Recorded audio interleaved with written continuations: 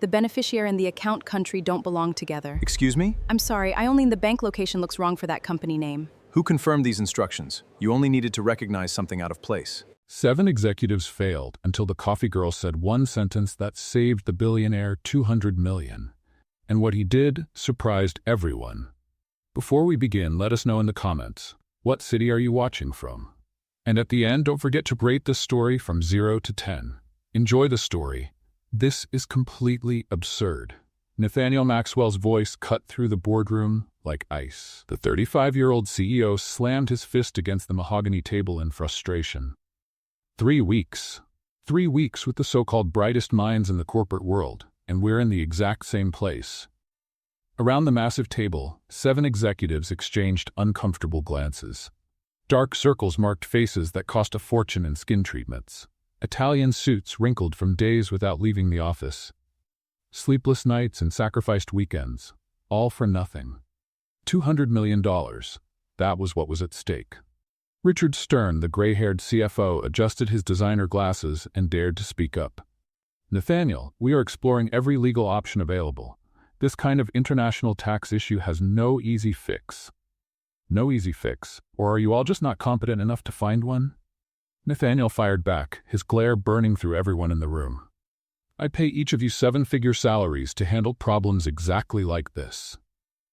Jennifer Kowalski, head of international relations, tried to keep things calm. If we renegotiate with the German Ministry of Finance, maybe. The deadline expired 48 hours ago, Richard interrupted. How many times are we going to have the same discussion? We're stuck with the current terms. Period. Thomas Berkeley, VP of International Operations, cleared his throat nervously.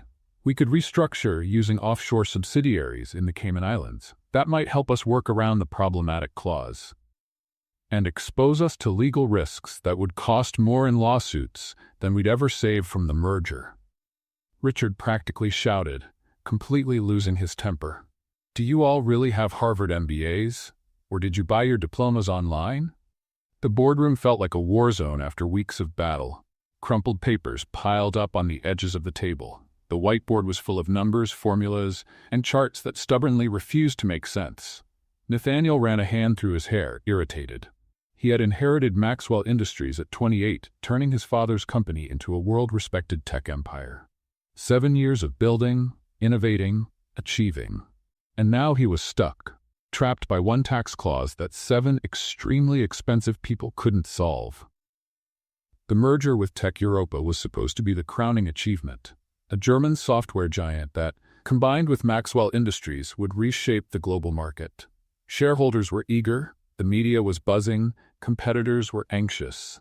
But one cursed clause buried in a trade agreement between the US and the European Union had frozen everything. The penalty for breaking the terms? $200 million gone, before the merger even turned a profit. Does anyone here have a real solution? Nathaniel asked. His voice was low, but it carried enough weight to shut down all discussion instantly. Or are we just going to keep going in circles until time runs out? Because honestly, if that's the case, I'll fire every single one of you and settle it with a coin toss. At least that would be faster. Total silence. 7 highly paid executives avoided the CEO's eyes. David Cheng, director of mergers and acquisitions, spoke up quietly. We could bring in outside consultants. McKinsey has experts in international tax law who might? Nathaniel repeated, the word dripping with disdain. I don't pay you for might, David. It was exactly at that moment, tension at its peak, that the door opened. Kate Scott walked in pushing a cart, the sound of the wheels on the marble floor slicing through the awkward silence. She wore the plain navy blue uniform of the corporate cafe. Invisible, just like always. Excuse me, she murmured, eyes down as she began collecting the dirty coffee cups scattered across the table. No one looked at her. No one ever did. To them, Kate was just part of the furniture. Like the air conditioner or the leather chairs. The coffee girl. $11 an hour to serve drinks and stay invisible. 5 months of the same routine. Entering that room 5-6 times a day, always ignored, always overlooked. But Kate saw everything, and she understood far more than anyone in that room could imagine. As she picked up a cup near the whiteboard, her eyes, sharpened by 4 intense years of studying economics, caught the scribbled numbers, the complex formulas, the projected cash flow charts going in every direction. And then she saw it. The mistake was so obvious, so basic, that Kate had to bite her lip to keep from laughing out loud. They were using the wrong tax treaty. Applying regulations from 2015, when a crucial 2019 amendment, specifically Article 47B, created a perfect exception for exactly that type of merger. It was basic international trade material. First semester. Any average student would know. Kate served coffee quietly, her mind racing. Should she say something? It wasn't her problem. She wasn't paid to save billion-dollar companies. She was paid to serve coffee and stay quiet. Besides, those people had treated her like she was invisible for months.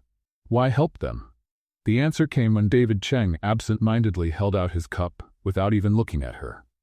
Kate poured the coffee with the precision of someone who had done that motion 1,000 times.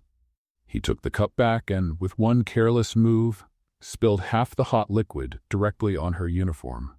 The burning coffee soaked right through the thin fabric. "Watch it," David muttered, his eyes still fixed on his laptop screen. No apology. No acknowledgement. Kate felt her cheeks burn with anger, felt the shame rise in her neck like boiling lava, felt 5 months of being unseen, casually dismissed, treated like nothing by people who earned in 1 week what she made in a year.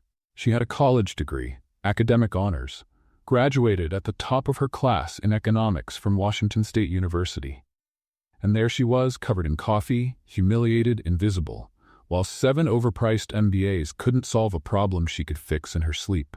Something inside Kate Scott snapped. She grabbed a napkin from the tray, wiped the stain on her uniform, and then, without planning, without a filter, said in a sharp, sarcastic tone she didn't even try to hide, "Have you tried applying Article 47B from the 2019 tax treaty? It solves the issue in 30 seconds. The silence that fell over the room was deafening. 7 heads turned at the same time, like a slow-motion scene. 7 wide-eyed faces stared at her like she had just spoken an alien language. Nathaniel, who had been about to take another sip of water, froze with the glass in midair. He turned toward her, his intense blue eyes locking on hers with a force Kate had never felt before. He took 3 slow steps in her direction. "What did you say?" Nathaniel's voice was low, controlled, but something new was in it. Genuine interest, raw surprise, maybe even hope. Kate swallowed hard, the weight of 7 stunned stares making her heart race. It was too late to back down. She lifted her chin, met Nathaniel Maxwell's sharp gaze, and repeated, this time with a confidence that surprised even herself. Article 47B of the 2019 International Trade Tax Treaty. It created a specific exemption for tech mergers between American and European companies that meet 3 required criteria: proven and documented innovation, retention of at least 80% of the original workforce, and keeping the headquarters on U.S. soil. Kate paused on purpose, letting each word sink into the supposedly brilliant minds around her. Maxwell Industries meets all 3. The tax penalty you're trying to get around doesn't even apply. You've been using the 2015 treaty as your reference. You've been looking at the completely wrong numbers for 3 full weeks. Richard Stern was the first to speak again, and his voice came out with a poisonous layer of condescension. And where exactly does a simple coffee girl get that kind of technical information? From some business podcast you listen to while cleaning tables? But Nathaniel already had his laptop open, his fingers flying across the keyboard. Jennifer pulled out her tablet. Thomas unlocked his phone in a hurry. David opened multiple windows on his computer. One by one, they all started checking, searching, confirming. The silence in the room shifted, from frozen shock to intense concentration. "My God," Jennifer whispered, the tablet screen lighting up her pale face. "She's right. The article exists. The 2019 amendment. The exception for tech mergers. We meet literally every requirement." "Impossible." Richard shook his head firmly, but his hands were clearly trembling as he checked his own computer. The color slowly drained from his face, replaced by a pale, almost ghostly white. Thomas looked at David in disbelief. David looked at Jennifer, stunned. Jennifer turned to Nathaniel, waiting for confirmation. Nathaniel slowly raised his eyes from the laptop screen, his expression a mix of relief, disbelief, and something very close to admiration. "She's completely right," he confirmed, his voice low, almost reverent. Article 47B is real.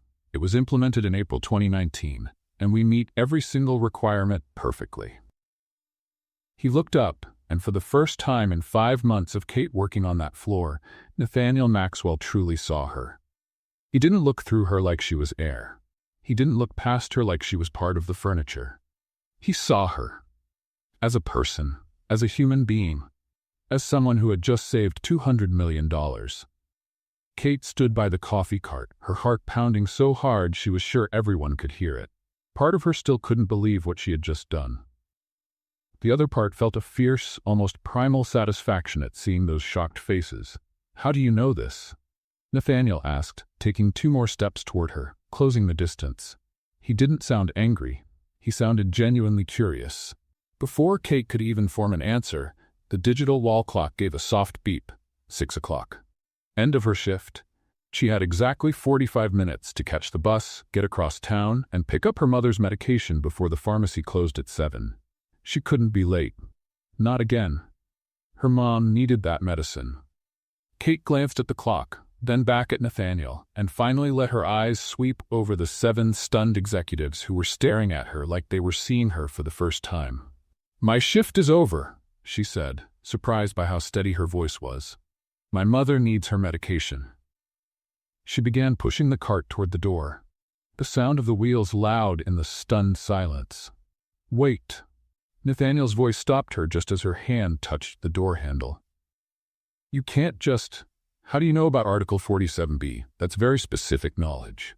Kate paused, slowly turned at the door, met those intense blue eyes, and allowed herself a small smile. It wasn't sweet or shy, it was bold, it was freeing. "Good luck with the 200 million, Mr. Maxwell." And with that, Kate Scott walked through the door, letting it close behind her with a firm click, leaving 7 elite MBA executives and a billionaire CEO standing completely still, trying to process the fact that the invisible coffee girl, the one none of them had ever looked at twice, had just solved, in 30 seconds, the problem that had defeated them for 3 whole weeks. Kate had barely closed the boardroom door when she heard the explosion of voices behind her. Shouting, debating, someone pounding the table. She pushed the coffee cart down the luxurious hallway of the 42nd floor, trying to stop her hands from shaking. What had she just done? 5 months of being invisible. 5 months of keeping her head down, serving coffee, earning her $11 an hour without complaint. And in 30 seconds, she had thrown all of it away. She would probably be fired before the end of the week. Kate pushed the cart into the service elevator, pressed the button for the basement where the cafe was, and leaned her head against the cold metal wall. Her heart was still racing. The words she'd spoken echoed in her mind like a scratched record. "Have you tried applying Article 47B from the 2019 tax treaty?" Who did she think she was? The heroine of some cheesy movie? A corporate Cinderella? The elevator moved slowly, those 42 floors feeling more like 200. When the doors finally opened in the basement, Kate pushed the cart out and nearly ran into Diana Torres, her best friend and fellow cafe worker. "Whoa, slow down." Diana grabbed the cart, stopping the collision. "You look like you've seen a ghost. What happened up there?"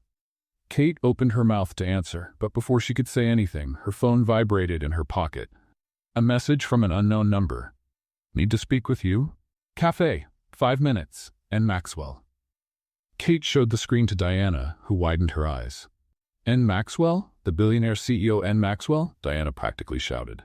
"The richest man in Seattle just messaged you." "Kate, what on earth did you do up there?" "I kind of solved a $200 million problem that 7 executives couldn't fix in 3 weeks," Kate murmured, still not quite believing the words herself. Diana was silent for a full 3 seconds. Then she burst into laughter so loud it echoed down the basement hallway. "Of course you did. And I'm secretly the Queen of England." "Kate, seriously, what really happened?" "I'm serious," Kate insisted. "They were using the wrong tax treaty, and I just opened my mouth and said something." Diana's expression shifted from amused to genuinely shocked.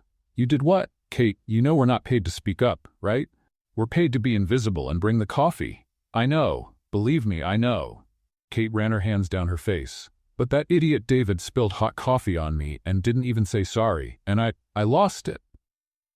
So you decided to embarrass 7 MBA executives in front of the billionaire CEO? Diana shook her head but smiled. Girl, you're my hero, but also completely out of your mind. The main elevator chimed. The doors opened. Nathaniel Maxwell stepped out. In the basement, in the employee cafeteria. The billionaire CEO of Maxwell Industries, wearing a suit that cost more than Kate's car, stood there, looking around like he had just landed on another planet. Diana gave Kate a gentle push.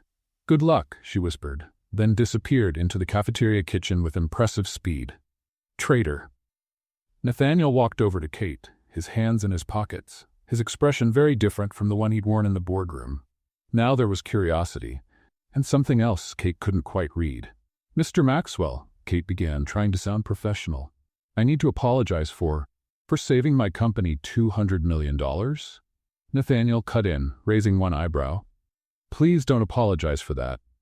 Kate blinked, confused. I checked, Nathaniel continued. Twice, 3 times actually. You were completely right. Article 47B applies perfectly to our case.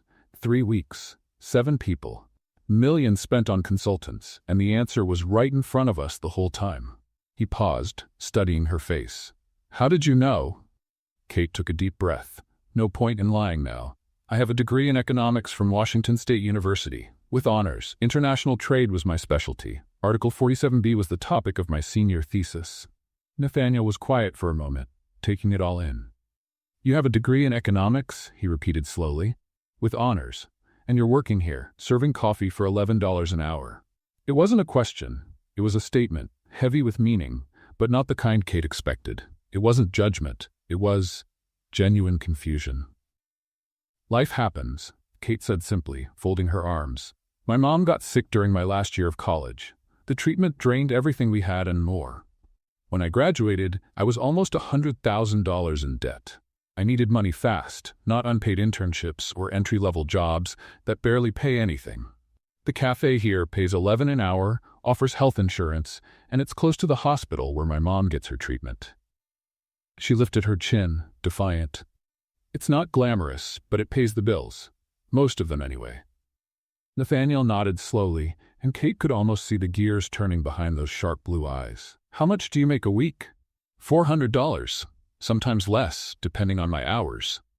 And what if I offered you $5,000 a week? Kate was sure she'd heard him wrong. Sorry, what? $5,000 a week, Nathaniel repeated, as casually as if he were offering her a coffee. Not a life-changing sum of money. Temporary consulting. You help me wrap up this merger, make sure there are no more obvious mistakes that 7 expensive people missed. 2, maybe 3 weeks of work. Kate did the math in her head.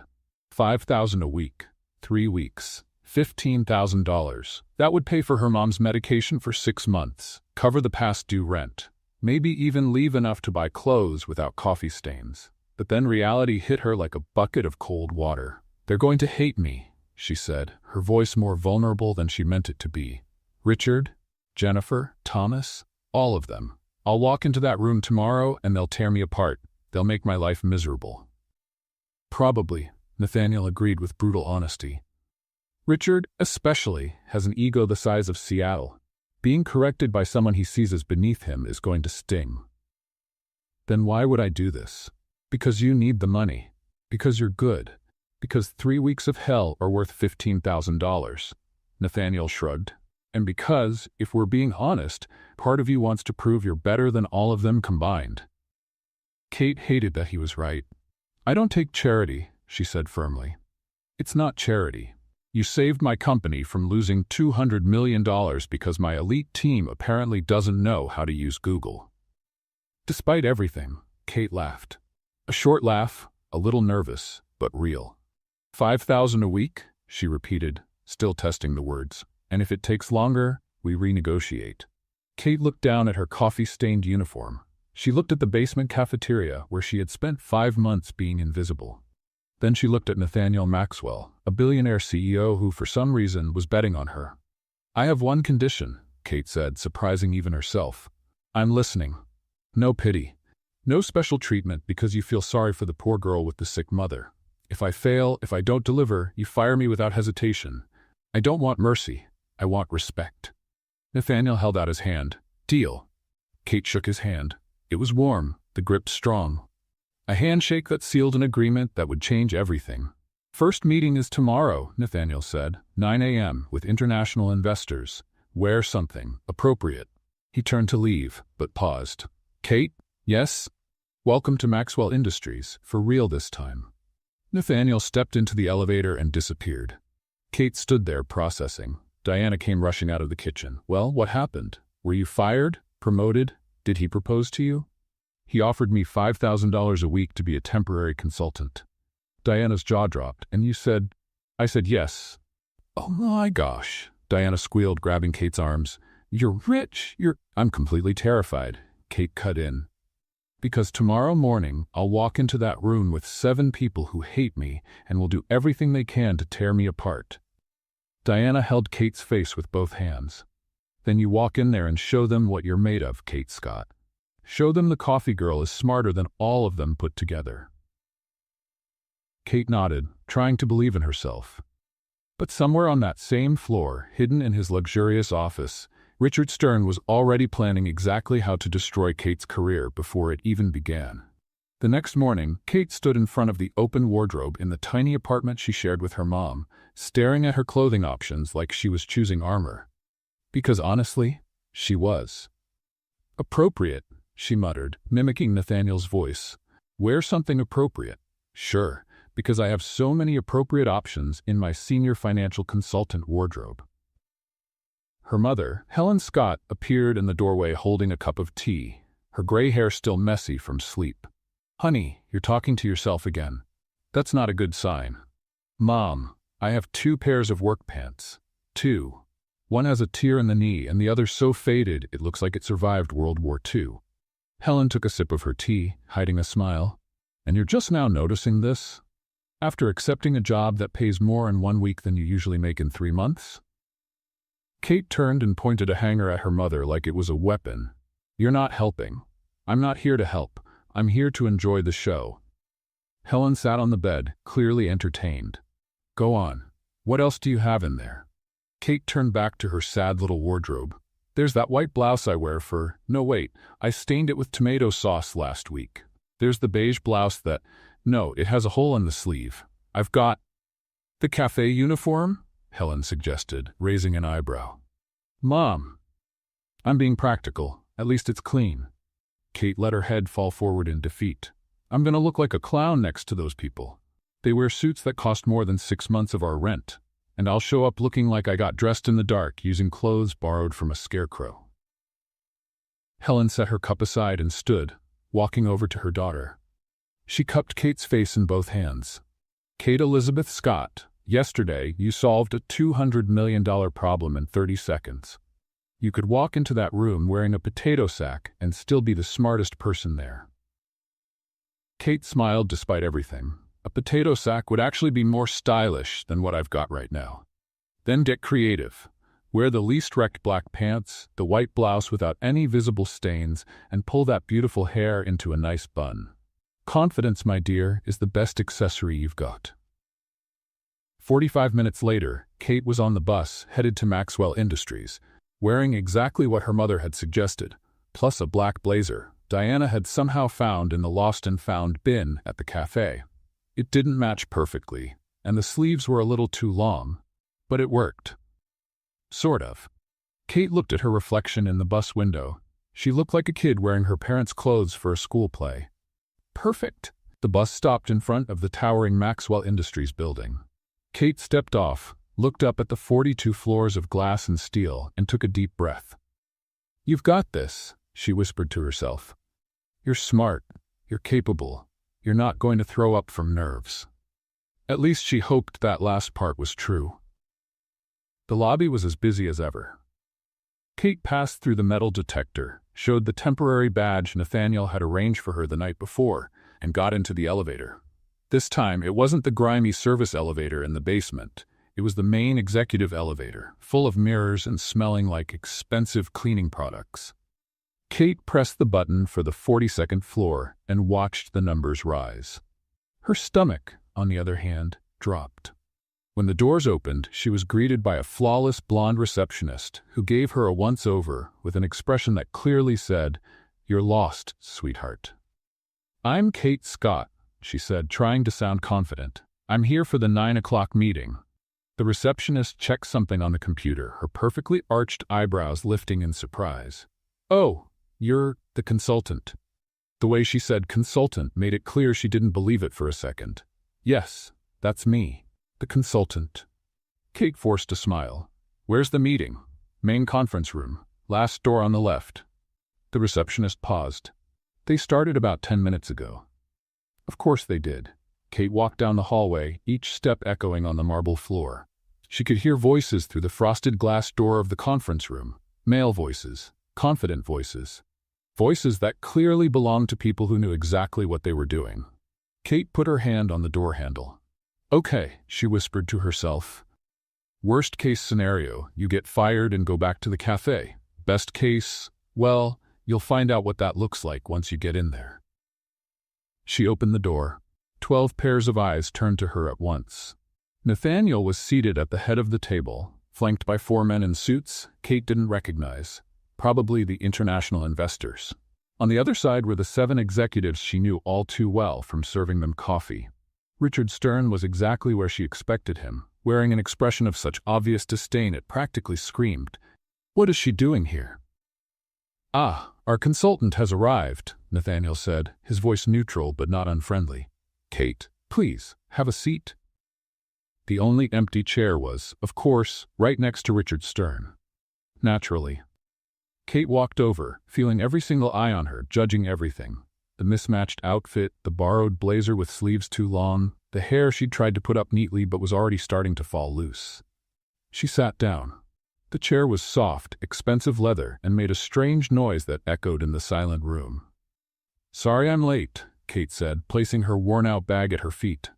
"Not a problem," said one of the investors, a man with a thick German accent. Nathaniel was just explaining the tax clause solution. Very impressive, I must say. Richard cleared his throat loudly. "Yes, we were fortunate to catch Article 47B when we did." Kate felt her ears burn. We?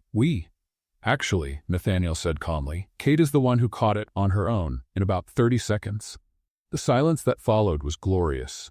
Richard turned red. Jennifer avoided looking at Kate. Thomas suddenly found his shoes fascinating.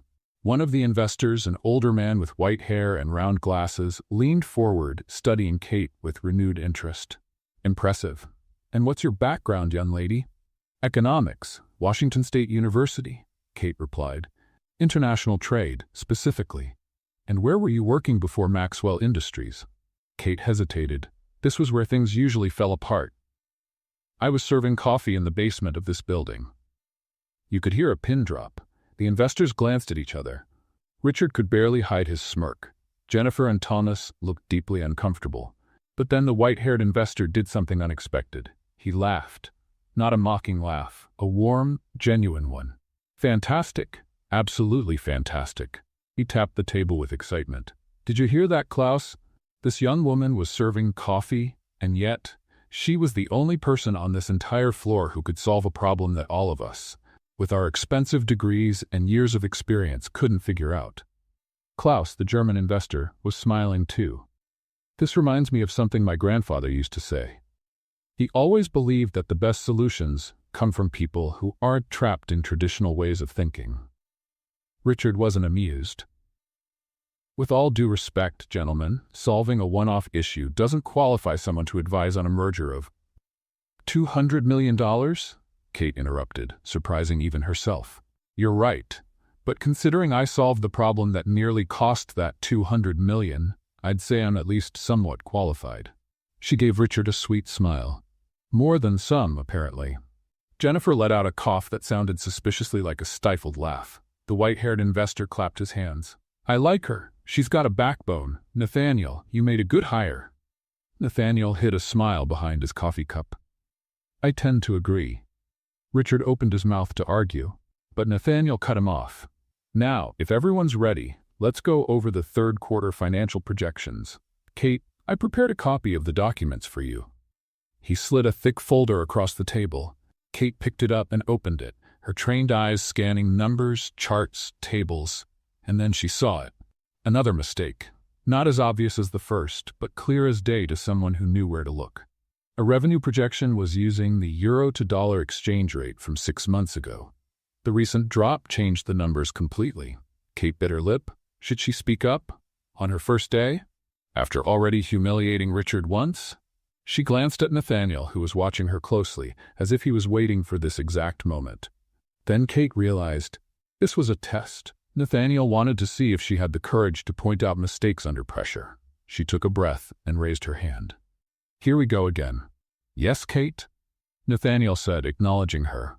All eyes turned to her again. Kate could practically feel Richard fuming beside her.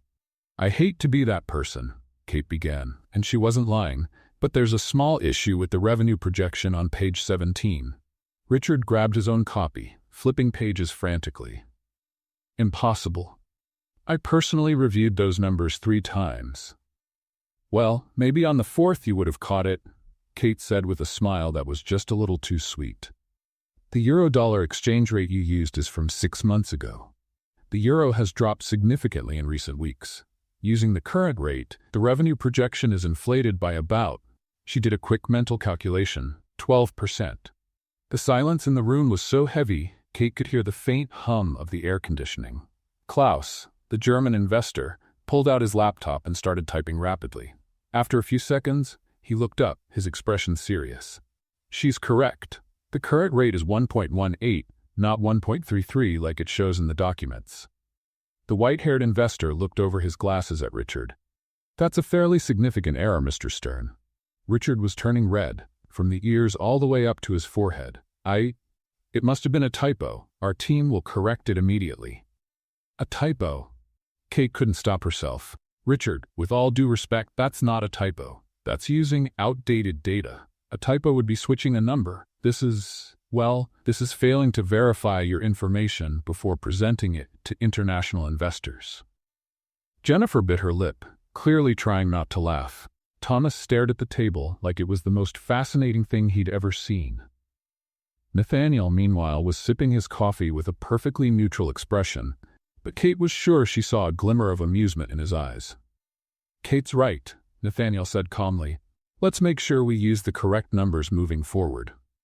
Richard, please make sure all projections are updated before the next meeting.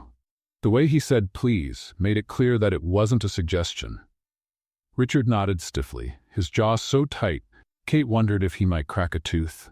The rest of the meeting passed in a blur of numbers, graphs, and technical discussions about corporate structure. Kate spoke when needed, stayed quiet when appropriate, and gradually felt the tension in her shoulders ease. She was doing it. Actually doing it.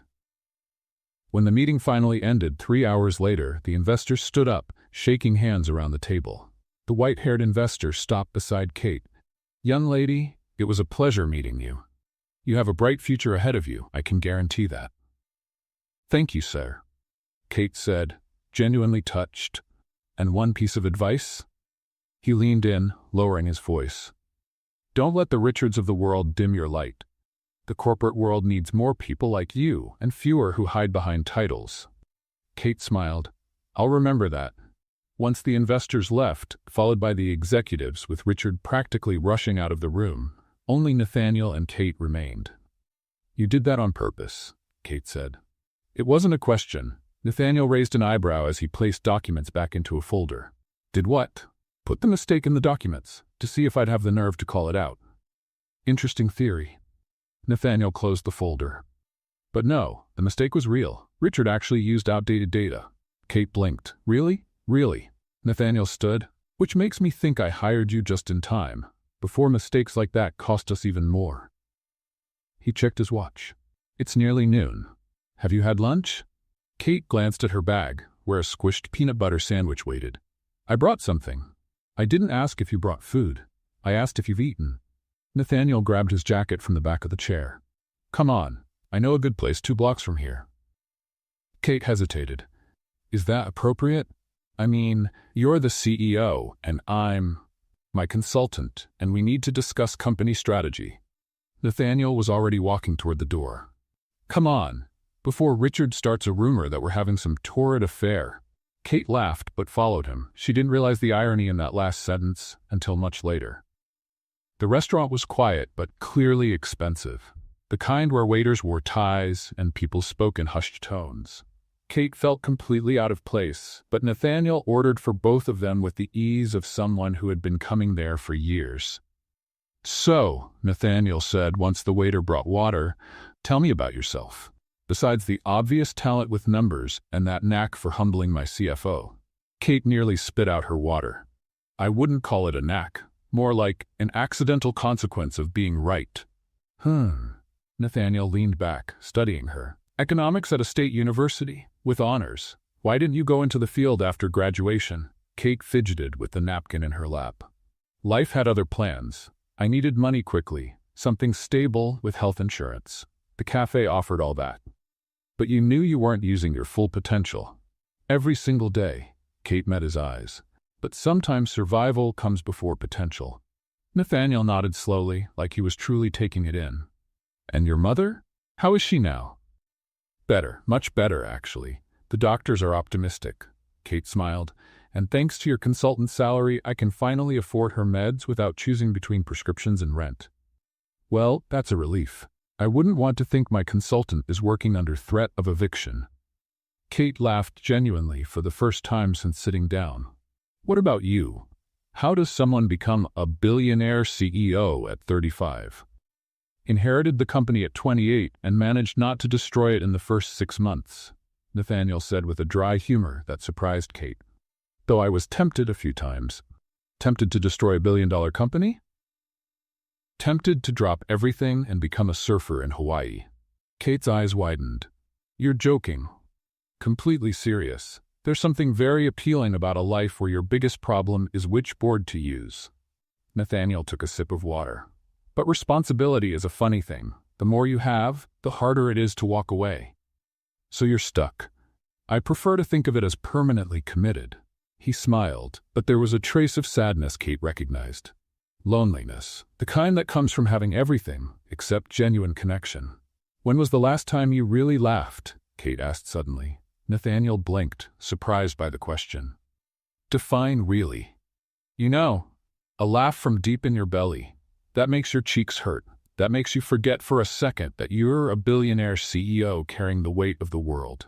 Nathaniel was quiet for a long moment. "Yesterday," he said finally, "when you said, 'Good luck with the 200 million,' and walked out of the room like you just dropped the mic at a rap concert." Kate laughed so loudly that several people in the restaurant turned to look. "Sorry, but the image of you comparing my dramatic exit to a rap concert is hilarious." "I have my moments," Nathaniel said, now smiling for real. "Rare, but they exist." Lunch continued with surprisingly easy conversation. Kate discovered that behind the serious CEO was someone with a dry sense of humor and sharp observations about everything, from corporate politics to why Seattle pigeons were unusually aggressive. When they finally left the restaurant 2 hours later, Kate realized something strange. She had enjoyed herself. Truly enjoyed herself. "Thanks for lunch," she said as they walked back to the building. "It was work," Nathaniel replied, but he was still smiling. "Of course, very important work." They entered the lobby together, still talking and laughing about something Nathaniel had said, about how Richard probably had a voodoo doll of Kate in his office. Neither of them noticed Richard Stern watching from the other side of the lobby. Eyes narrowed, phone already in hand, texting Jennifer. They're together, had lunch alone, laughing like old friends. This confirms everything. And just like that, without Kate or Nathaniel realizing, the seed of gossip was planted. The next morning, Kate knew something was off the moment she stepped into the executive elevator. 2 women from the marketing department stopped talking abruptly when they saw her. One looked her up and down with an expression somewhere between curiosity and judgment. The other simply turned away.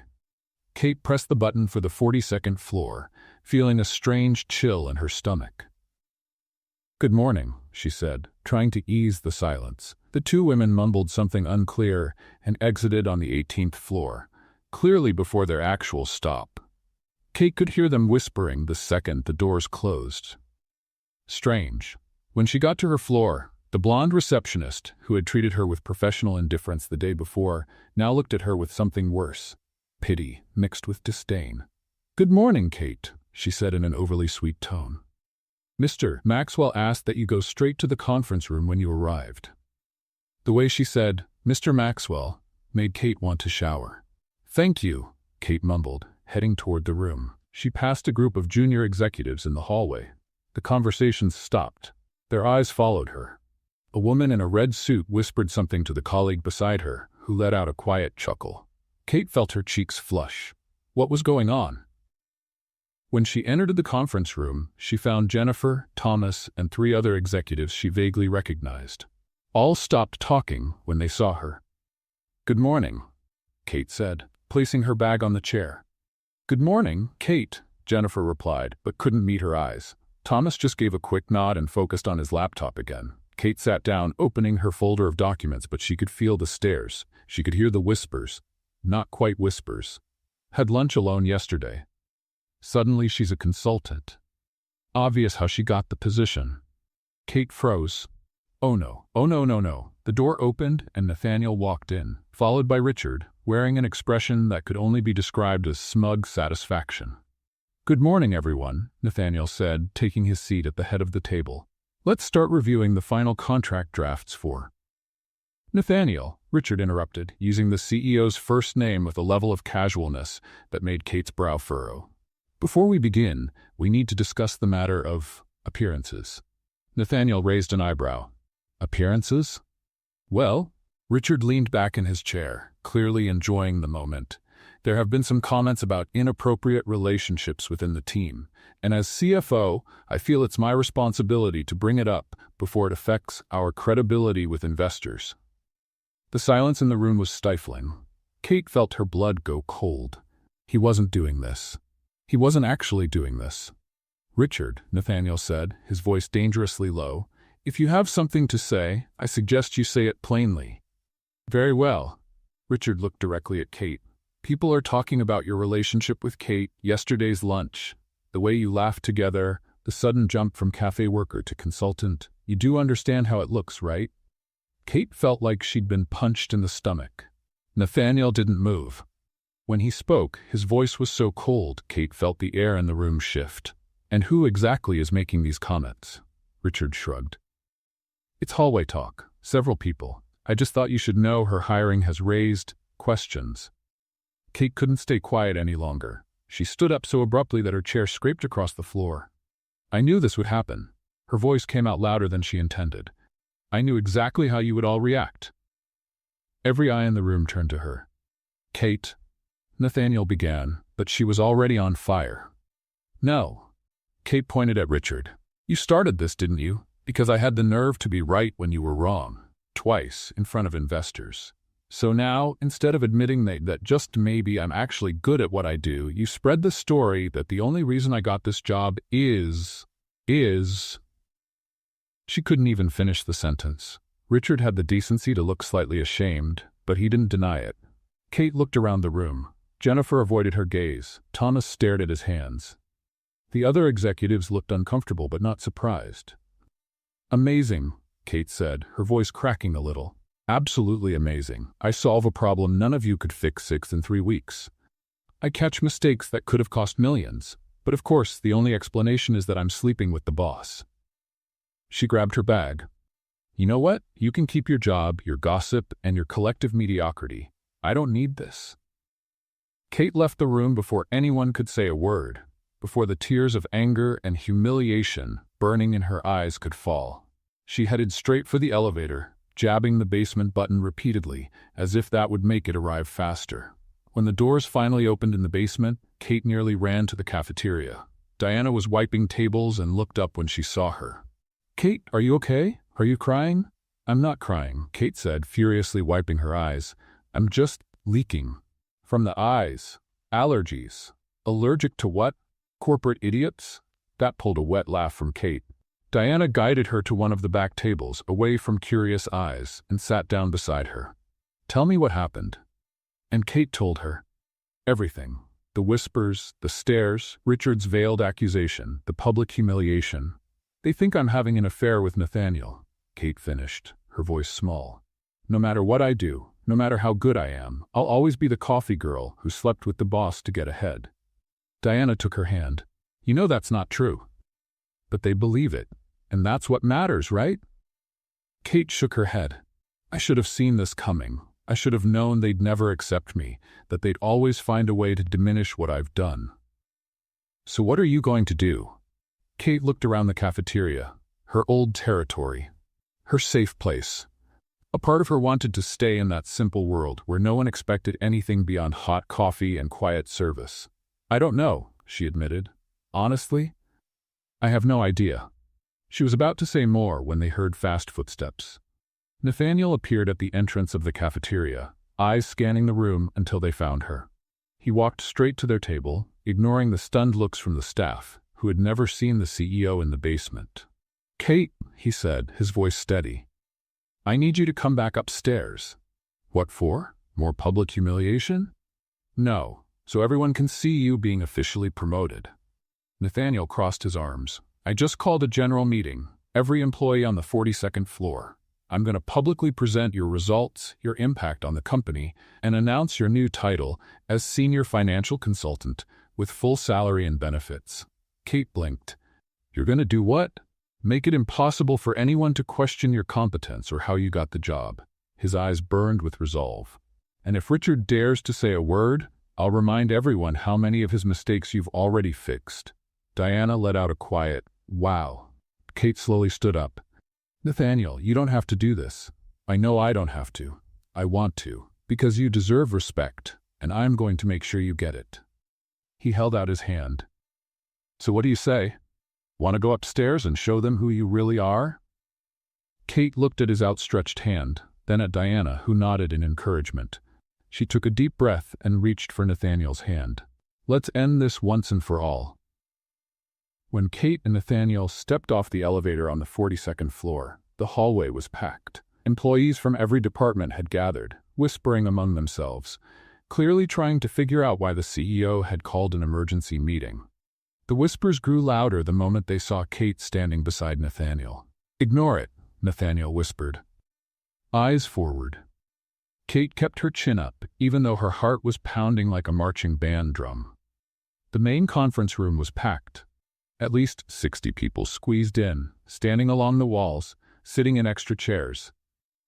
Kate recognized faces from several departments, and they were all looking at her with barely hidden curiosity. Nathaniel walked straight to the front of the room, with Kate following behind him. He didn't ask for silence. He simply stood there, and the room gradually quieted.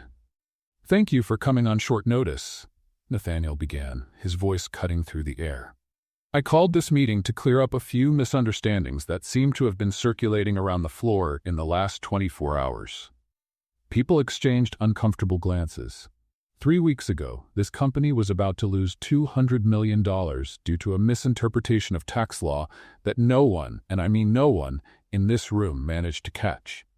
Nathaniel paused. Kate Scott identified it and fixed it in 30 seconds. More whispers. 2 days ago, during a meeting with international investors, Kate caught another mistake. A revenue projection based on an outdated exchange rate, which would have inflated our expectations by 12%. If left uncorrected, that would have damaged our credibility with investors. Nathaniel walked slowly across the front of the room. In the last 3 days, Kate has reviewed contracts, found legal inconsistencies, and saved this company an additional $47 million in potential penalties and liabilities. The room was now completely silent. 47 million, Nathaniel repeated, letting the number linger. In 3 days. He turned and looked directly at Richard, who was standing in the back of the room with his arms crossed. So when I hear rumors that Kate earned her position for any reason other than exceptional skill and sharp intelligence, I am frankly offended. Richard turned red, but said nothing. Which is why, Nathaniel continued, I am officially announcing that Kate Scott is now Senior Financial Consultant at Maxwell Industries, with full salary, benefits, and all the responsibilities the role includes. A few people began clapping, hesitantly. Most just stared, still processing. Richard couldn't help himself. Nathaniel, with all due respect, 3 days of work doesn't qualify someone for. For what, Richard? Nathaniel interrupted, his voice dangerously calm. To be better than you? To catch the mistakes you made? To save the money you would have lost? The room was so quiet, Kate could hear herself breathe. If you have concerns about Kate's qualifications, I suggest you base them on facts, not hallway gossip. Richard opened his mouth, closed it again, and turned purple with silent frustration. And then Kate did something that surprised even herself. She stepped forward. May I speak? Nathaniel motioned for her to go ahead, clearly curious. Kate looked around the room, at all those faces that had judged her, whispered about her, doubted her. Nathaniel, I truly appreciate your support. I do, but he has a point. Surprised murmurs. 3 days don't prove anything in the long run. Maybe I got lucky. Maybe it was coincidence. She paused.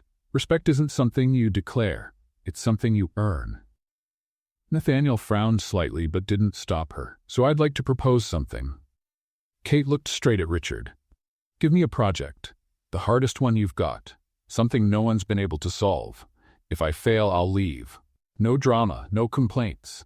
But if I succeed. She let the sentence hang, but the message was clear. If she succeeded, they'd have to swallow their pride and accept that she belonged there. Nathaniel studied her for a long moment. She could see the calculation in his eyes. Then slowly he smiled. The Titanic project. Jennifer let out a small gasp. Thomas went pale. Even Richard looked surprised. Nathaniel, Jennifer began. That's perfect, Nathaniel finished.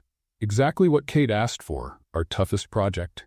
Kate glanced around, seeing the stunned expressions. What is the Titanic project, she asked. Thomas answered, his voice hesitant.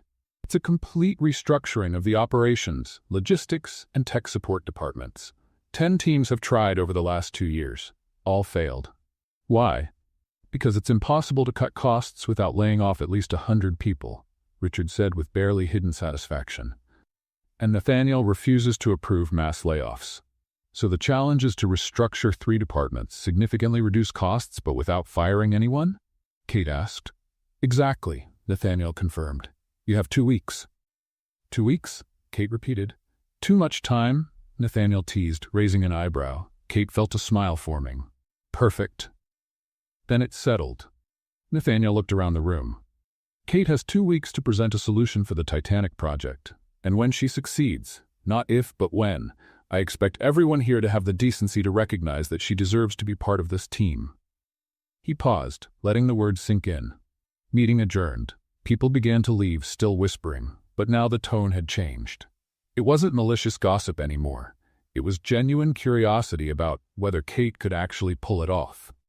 Richard walked past her on his way out, stopping just long enough to whisper, 2 weeks. Can't wait to watch you fail. Kate gave him a sweet smile. Get ready to be disappointed, Richard. When the room finally emptied, leaving just Kate and Nathaniel, she turned to him. Are you out of your mind? 10 teams failed. 11, if you count the one that didn't even make a proposal, Nathaniel said, gathering papers from the table. But none of them had you.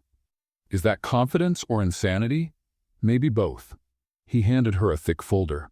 All the data from the last 2 years. Failed proposals, cost analyses, departmental structures, everything you need is in here. Kate took the folder, feeling its weight, both literally and figuratively. No pressure, right? A lot of pressure, actually. Nathaniel smiled. But something tells me you do your best work under pressure. Kate looked at the folder, then back at Nathaniel. Why are you doing this? Betting on me like this? Nathaniel's face turned serious. Because in 3 days you've proven more valuable than people who've been here for years. And because I believe the best solutions sometimes come from people who aren't stuck thinking the old way. He walked toward the door, then paused. Oh, and Kate, you'll need an office? You can't do this from the cafe. I have an office? You do now. Last door on the right, your assistant starts tomorrow. My what? But Nathaniel was already gone, leaving Kate alone with a folder that could make or break her career, an impossible project, and apparently an assistant. She looked at the thick folder in her hands. Well, she murmured to herself, at least it won't be boring. In the days that followed, Kate practically moved into her new office. The room was small but functional, with a window offering a partial view of Seattle and a desk that didn't squeak when she leaned on it. a luxury compared to the cafe tables. The Titanic project folder was spread everywhere. Organizational charts covered an entire wall. Colorful sticky notes lined the glass window, forming a chaotic rainbow of ideas and connections. Kate was in her 16th hour of work that day when she heard a knock at the door. "Come in," she said, without looking up from the spreadsheets. "You do realize it's almost 10 at night, right?" Kate looked up. Nathaniel stood at the door, still in his suit, but with his tie loosened and sleeves rolled up. "Already?" Kate looked at the clock on the wall, surprised. "I could have sworn it was like 7. "It was, 3 hours ago." Nathaniel stepped in, glancing around at the organized chaos. "Have you eaten anything?" Kate looked at the cold cup of coffee on the desk and the crumpled wrapper from a granola bar. "Technically, yes." "A granola bar doesn't count as dinner, Kate." "It does if you eat 2. She pointed to another wrapper under a report. Nathaniel shook his head, but he was smiling. "Come on, let's get real food." "I can't. I'm in the middle of—" Kate gestured vaguely to the piles of paper. "You're in the middle of working yourself into exhaustion." Nathaniel picked up her blazer from the back of the chair and handed it to her. 15 minutes. Chinese food from the place around the corner. Consider it mandatory project supervision. Kate was about to protest, but her stomach growled so loudly that Nathaniel laughed. "Looks like your body voted for me." 20 minutes later, they were sitting on the floor of Kate's office, since the desk was completely covered with documents, eating lo mein straight from the takeout boxes. "So," Nathaniel said, using chopsticks with surprising skill, "how's the Titanic? Have you found the iceberg yet?" "Several icebergs, but also a few escape routes." Kate took another bite of noodles. "The problem is, every previous team treated this like a math puzzle. Cutting X costs requires eliminating Y positions. Straightforward logic. But they were looking at the wrong pieces." Kate pulled one of the charts off the wall. "Look, the operations department has 17 mid-level managers. 17, for a team of 120 people. And that's a lot? It's insane. The ideal ratio would be 10 at most. But no one wants to lay off managers, so they keep creating subcategories and subdivisions that serve no real purpose except to justify the positions." Nathaniel leaned in to get a better look at the chart. "So, you want to fire the 7 extra managers?" "No. I want to reassign them." Kate grabbed another chart. "The tech support department is overwhelmed and outsources work that could be done in-house. If we move those 7 managers into technical roles, many of them have IT backgrounds anyway, we reduce outsourcing costs and improve efficiency." Nathaniel was quiet for a moment, chewing thoughtfully. "That's actually brilliant. Thank you. But it's also obvious once you stop thinking of departments as isolated silos." Kate picked up more food.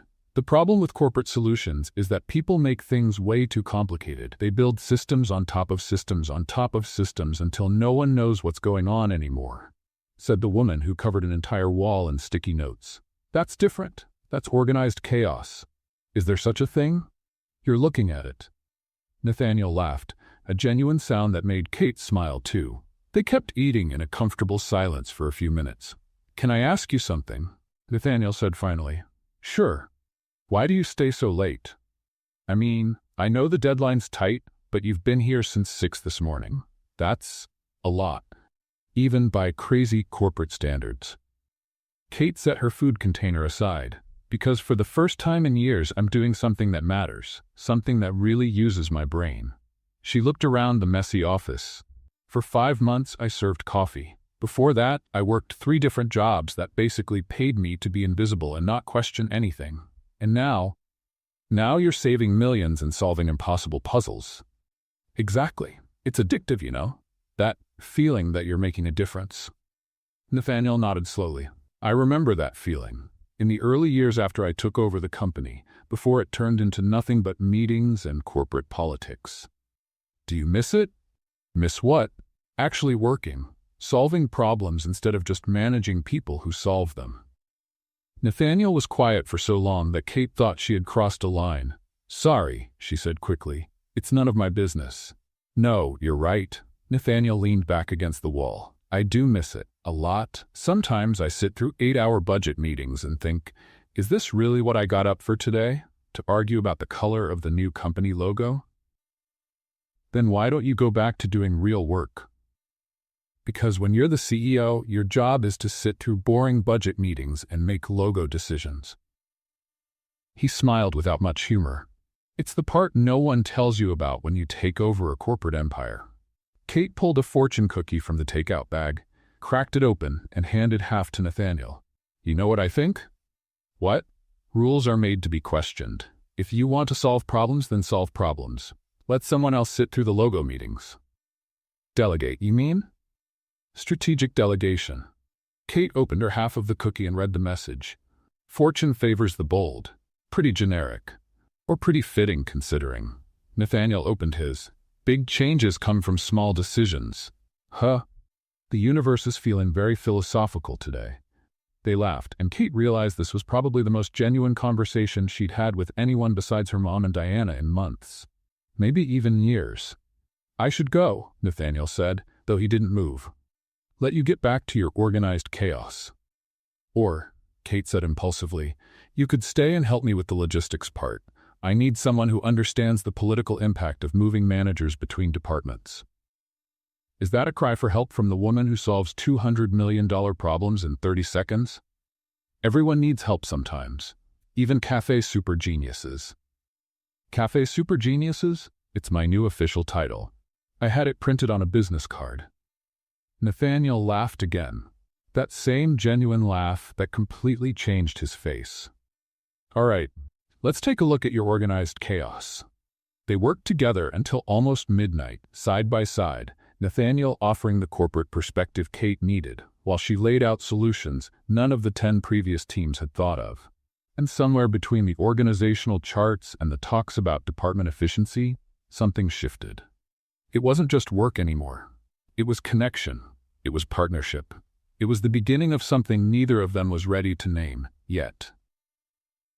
2 weeks later, Kate was standing in front of the Maxwell Industries Board of Directors, a projector showing her presentation on a 10-foot wide screen. 12 pairs of eyes were watching her. Richard sat with his arms crossed, clearly expecting a spectacular failure. Nathaniel was at the head of the table, his expression neutral but attentive. And that's how, Kate said, moving to the final slide, we were able to reduce operational costs by 32% without a single layoff. Silence. Kate held her breath. Then the chairman of the board, a 70-year-old man named William Foster, began to applaud. Slowly, others joined in. Within seconds, the entire room was standing and clapping, a standing ovation. Kate felt her knees go weak with relief. Outstanding, William said, still applauding. Simply outstanding. You didn't just solve the problem, young lady, you turned it into an opportunity. Thank you, sir. Richard cleared his throat loudly. Everyone looked at him. It's a suitable solution, he said, the words sounding like they physically hurt. It'll work. Coming from Richard, that was practically a love letter. Kate gave him a sweet smile. Thank you, Richard. Coming from you, that's a great compliment. Jennifer laughed openly. Thomas hid a smile behind his hand. Motion approved, William declared. Implementation starts Monday. Kate, congratulations. You've officially done the impossible. When the meeting ended and everyone left, only Nathaniel and Kate remained. You nailed it, he said simply. We nailed it. You helped me with half of that. I brought Chinese food and agreed with your ideas. You did the heavy lifting. Kate packed her laptop into her bag, still processing the fact that she had really pulled it off. So, Nathaniel said, and there was something different in his voice, do you have plans for tonight? Kate looked at him, surprised. It's Friday. My fancy plan involves pajamas and a documentary about penguins. Penguins? They're fascinating, okay? Don't judge me, Nathaniel laughed. How about postponing the penguins for one night? Let me take you to dinner, a real dinner, not Chinese food on the office floor. Kate felt a tightness in her chest. Nathaniel, that sounds like a dinner? Because that's exactly what it is. He put his hands in his pockets, almost nervous. It's not a work meeting. It's not required supervision. It's just dinner. With me, if you'd like. Kate should have said no. She knew that. She had just survived rumors about an inappropriate relationship. A real, romantic dinner would only make things worse. But when she looked at Nathaniel, at the vulnerable hope in his eyes, she found herself saying, Yes, I'd really like that. The smile he gave could have lit up all of Seattle. 3 hours later, Kate was in front of the mirror in the tiny apartment bathroom, wearing the only half-decent dress she owned, a simple dark green one she had bought on sale 2 years earlier. "You look beautiful," Helen said from the doorway. "I'm nervous." "That's a good sign." "What do you mean?" "It means you care." Helen gently fixed a strand of her daughter's hair. "When was the last time you cared about someone like this?" Kate had no answer to that. The restaurant was elegant without being pretentious. Soft music playing in the background, candles on the tables. Nathaniel was already waiting, no tie, more relaxed than Kate had ever seen him. "Wow," he said when he saw her. "You look—" "Wow." Kate laughed, very eloquent. "Sorry, my brain stopped working for a second." He pulled out her chair. "Green is definitely your color." They ordered wine, food, and talked about everything except work. Kate told funny stories from college. Nathaniel shared embarrassing memories from when he took over the company at 28. "I called a board meeting thinking I was being a strong leader," he said, laughing at himself. "Turns out I called it in the middle of the night because I mixed up the time zones. Half of them showed up in pajamas." "You didn't?" "I did. It was my first week. They forgave me, eventually." Kate was laughing so hard that tears were rolling down her cheeks. Nathaniel watched her with that look that made her stomach flip. Dessert arrived. They shared a slice of chocolate cake, and there was a moment, forks touching, eyes meeting, when the world seemed to stop. Nathaniel leaned in slightly. Kate did too. And then her phone rang. "Ignore it," Nathaniel murmured. But something about the ringtone made Kate pause. It was the hospital. She recognized the number. "I'm sorry," she said, picking up the phone. "Hello? Kate Scott? This is Seattle General. Your mother has been admitted to the emergency room. You need to come immediately." Kate's world collapsed. "What? She was fine when I left. What happened?" "We'll explain when you get here. Please come quickly." Kate stood up so fast she nearly knocked over the chair. "I have to go. My mom. The hospital." Nathaniel was already on his feet, throwing money on the table. "I'll drive you." They ran to the parking lot, got into his car, and Nathaniel sped through the streets of Seattle while Kate tried not to panic. When they got to the hospital, a doctor met them with a serious expression. "Your mother needs surgery. It's urgent. The estimated cost is $80,000. Kate felt the ground disappear beneath her feet. $80,000. She didn't even have 10% of that. Kate spent the whole night at the hospital, scribbling desperate numbers on paper napkins while waiting for news about her mother. $80,000. Even with her new consulting salary, she maybe had $15,000 saved. Insurance would cover part of it, but not all. She needed at least $50,000 in cash. "Kate," Nathaniel touched her shoulder gently. He had stayed with her all night. "Let me help." "No." "Kate," I said no, Nathaniel. She didn't even look at him. "I'll handle this on my own." The next morning, the surgery was successfully performed thanks to partial insurance coverage, but the bills kept coming. Kate returned to work like a zombie, running on autopilot. Diana found her at lunchtime, sitting on a bench outside the building, staring at a calculator. "You look awful," Diana said, sitting beside her. "Thanks. You always know just what to say. How many hours of sleep?" 3. "Maybe 2. Kate tossed the calculator into her bag. "No matter how many times I crunch the numbers, the result is the same. I'm screwed." Ask Nathaniel. "Absolutely not." "Kate, the man clearly cares about you. He stayed at the hospital all night. Exactly why I can't ask him." Kate finally looked at her friend. "People are already saying I only got this job because of him. If I ask for money now, that confirms everything. I won't mix things, Diana. I won't." Diana sighed but didn't push further. What Kate didn't know was that at that very moment, on the 42nd floor, Nathaniel's assistant was casually mentioning, "Oh, and Kate requested a 6-month salary advance. I told her it needed your approval first." Nathaniel froze in the middle of signing a document. "She asked for what?" 6 months in advance. $30,000. Nathaniel dismissed the assistant and picked up the phone. 3 discreet calls later, he knew everything. The surgery, the years of unpaid medical bills, the loans Kate had taken out to cover previous treatments. He stared at the computer screen, at the numbers in the company's account. Then he picked up the phone again. "I want to make a personal transfer," he told the bank manager. $100,000, anonymous. 2 days later, Kate was checking her bank balance online when she froze. What? $100,000. Out of nowhere. Source anonymous transfer. But nothing was truly anonymous if you knew where to look. Kate called the bank, traced the source through a reference code, and 15 minutes later was marching toward Nathaniel's office. She didn't knock, just opened the door and walked in. "You had no right," Kate practically shouted. Nathaniel stood behind the desk, clearly expecting that reaction. "Kate, $100,000, Nathaniel? 100,000? Your mother needed surgery, and I was going to handle it myself." Kate slammed her bag on the desk. "I didn't ask for your help. I don't want your charity. It's not charity." "Then what is it? Because it feels a lot like you trying to buy me." Nathaniel turned red. "Buy you? Do you really think I don't know what to think." Kate felt angry tears burn. "You dropped a fortune into my account without asking, without warning. How do you think that makes me feel?" "I thought you'd feel relieved. Your mom needed care. And I was going to take care of it. Don't you trust me to solve my own problems?" "It's not about trust. It's about not wanting to watch you suffer when I can help." "But I didn't ask for your help." Kate was yelling now, months of wounded pride exploding. "I don't want to be one of your charity cases, Nathaniel. I don't want to be the poor woman you rescued." "You're not a case." Nathaniel was yelling too, coming around the desk. "You never were. Then why did you do it? Why throw money at the problem without even talking to me?" "Because I love you." The words exploded between them like a bomb. Kate stood completely still. Nathaniel too, looking just as shocked as she was for saying it out loud. The silence that followed was deafening. "You? What?" Kate could barely whisper. Nathaniel ran a hand through his hair, clearly trying to stay in control. "It's not charity when I love you, Kate. When I wake up thinking about you. When I spend the whole day looking for any excuse to see you.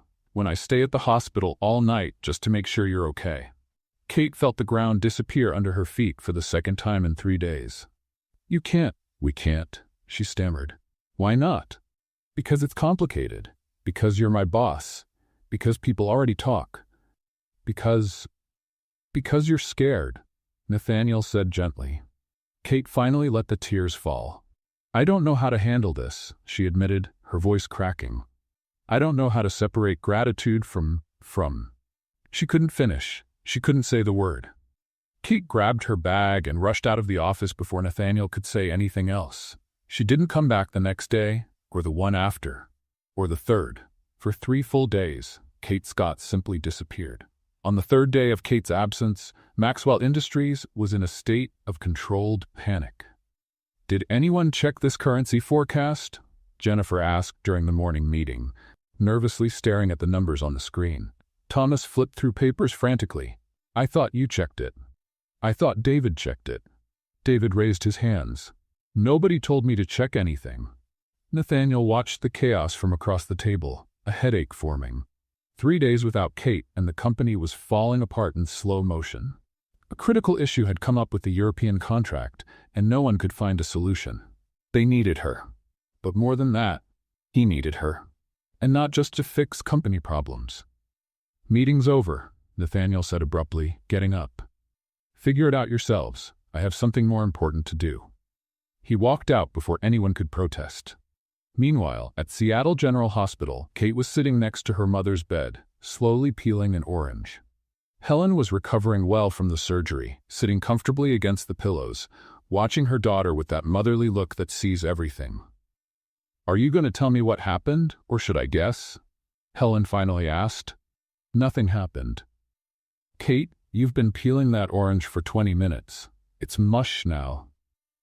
Kate looked at her hands and saw her mom was right. The orange was a mess. "I messed everything up," she admitted softly. "With Nathaniel?" Kate looked up surprised. "How did you?" "Sweetheart, I'm your mom. I know when you're in love. The real question is, do you?" "I'm not." Kate started, but the words faded. "Okay, maybe I am. A little, or a lot. I don't know, Mom. It's all so confusing." Helen took her daughter's hand, orange mush and all. "What exactly is confusing?" "He gave me $100,000. To save my life. What a monster." "Mom, I'm serious. He gave you money for a medical emergency, and you're acting like he committed a crime." He didn't ask, he just deposited it. And would you have accepted it if he had asked? Kate said nothing. Exactly, Helen said gently. Sweetheart, your pride is beautiful, it's one of your best traits. But sometimes pride is just fear in disguise. Fear of what? Of not being enough, of owing someone, of depending on someone. Helen squeezed her hand. But real love doesn't keep score. It doesn't count who owes who. It just gives. But we're from completely different worlds, Kate said, her voice breaking. He's a billionaire CEO. I was serving coffee a month ago. Love doesn't see worlds, Kate. It sees people. And the way that man looks at you. Helen smiled. He sees you. Really sees you. Kate felt warm tears run down her cheeks. What if I ruin everything? What if it doesn't work? And what if it does? Helen replied. What if it's the best thing that ever happens to both of you? Kate was about to respond when there was a knock at the door. A nurse peeked in, looking surprised. Miss Scott, someone's here to see you. Nathaniel walked in holding a bouquet so large he could barely see over it. White daisies, sunflowers, pink roses, an entire garden in his arms. I didn't know which ones you liked, he said, his voice muffled by the flowers, so I brought them all. Despite everything, Kate laughed. Helen looked between the two of them and smiled. I think I'm going to take a little nap. You two talk. Try not to destroy any more oranges. She closed her eyes, clearly pretending to sleep, but leaving room for them. Nathaniel placed the flowers into an improvised vase, a water pitcher the nurse had quickly brought, and sat down in the chair next to Kate. I'm sorry, he said. Me too. You first. No, you first. You brought flowers. Fair point, Nathaniel took a deep breath. I shouldn't have deposited the money without asking. You're right, it was presumptuous and didn't respect your independence. But Kate, if I could go back in time, I'd do it again, because seeing you suffer when I can help is, he searched for the words, it's impossible. For me, it's impossible. Kate wiped her tears. I was unfair. You were just trying to help, and I lashed out. I was scared. Scared of what? That all of this is too good to be true.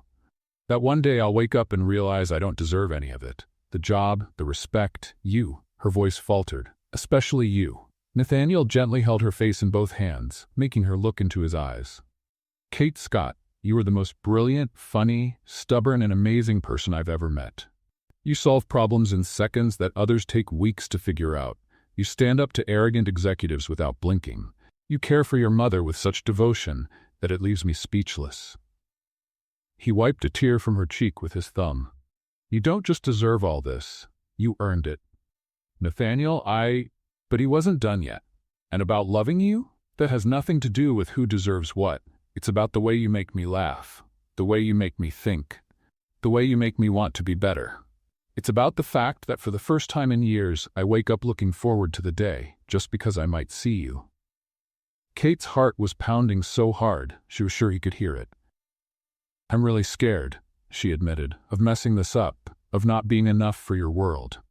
Forget my world, he said softly. Let's build our own. And then, right there in that hospital room, with a mother pretending to sleep and a corner full of flowers, Kate finally did what she should have done at the restaurant. She kissed Nathaniel Maxwell. It started as a soft kiss, hesitant, testing. But then it deepened, becoming everything she had been holding back for weeks.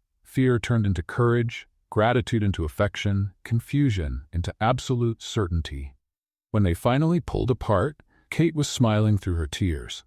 So, she said, about that interrupted dinner.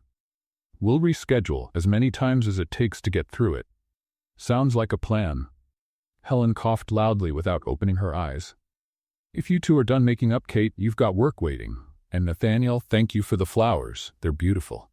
They both laughed, and for the first time in days, Kate felt light again.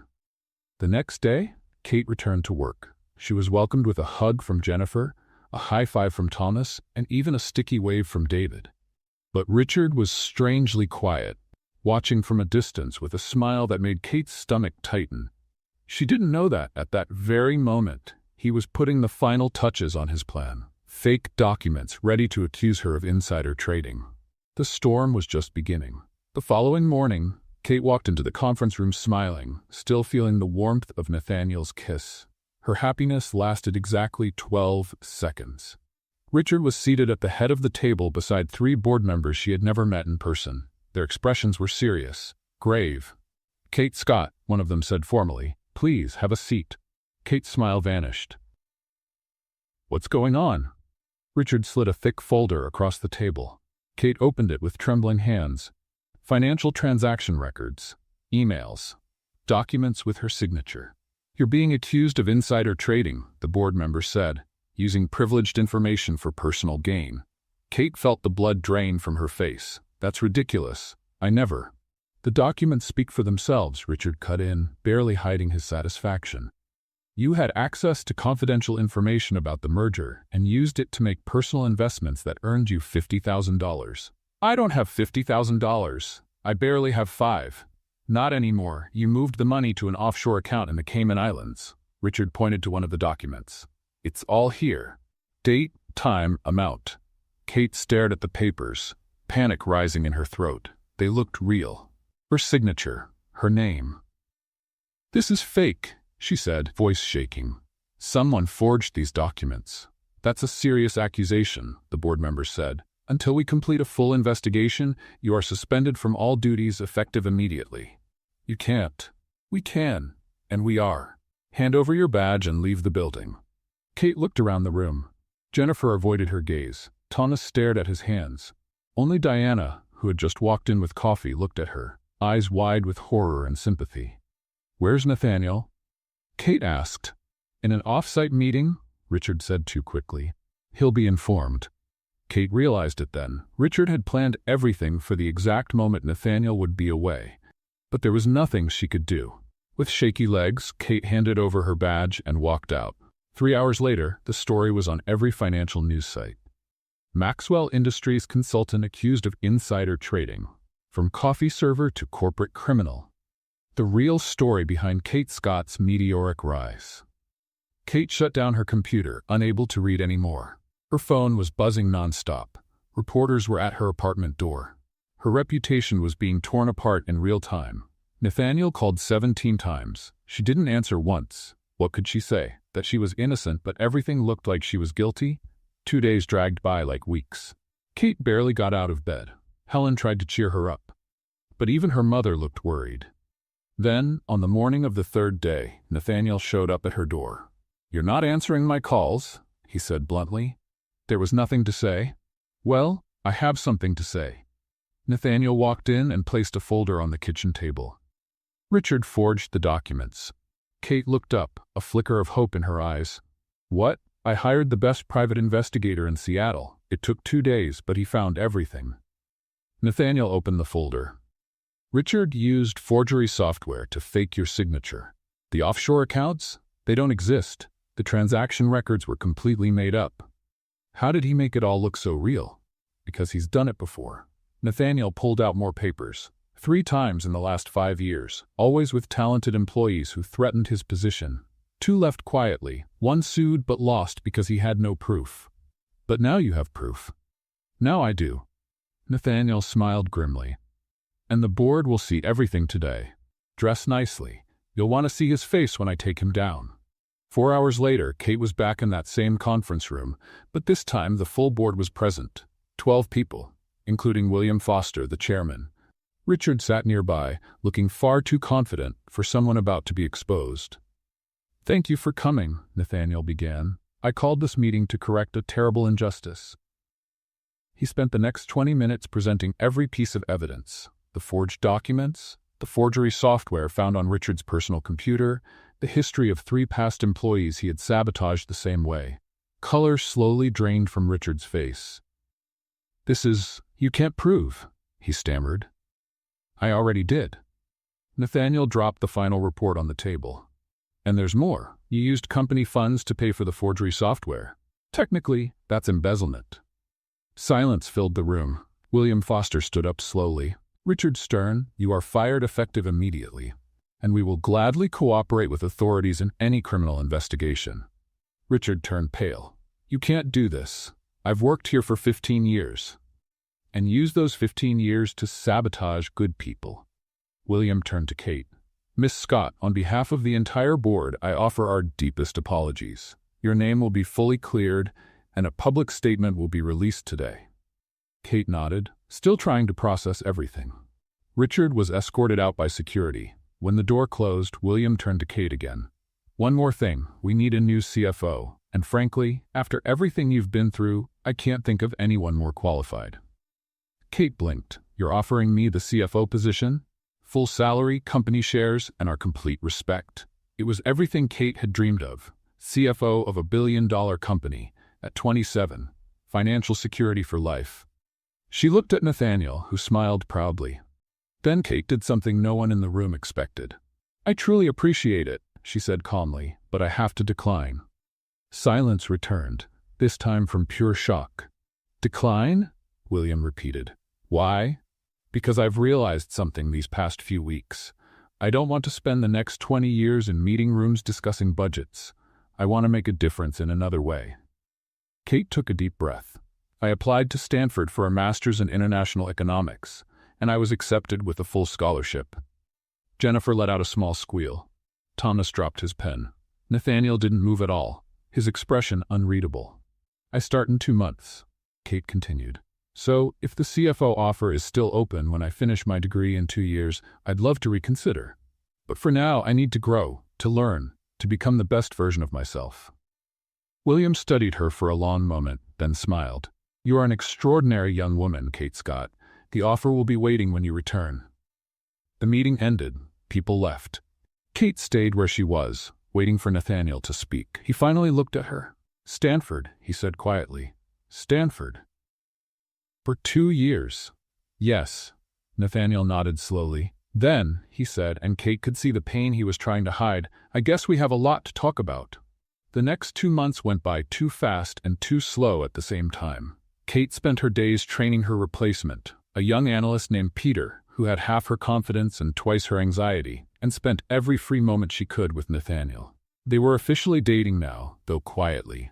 Dinners in small restaurants far from downtown, walks in the park on Sundays, movie nights at her apartment while Helen pretended not to be watching from the kitchen.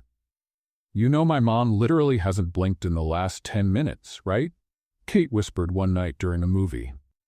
Nathaniel glanced over casually. Helen was standing at the kitchen doorway, holding a cup of tea, eyes fixed on them. Hi, Helen, he waved.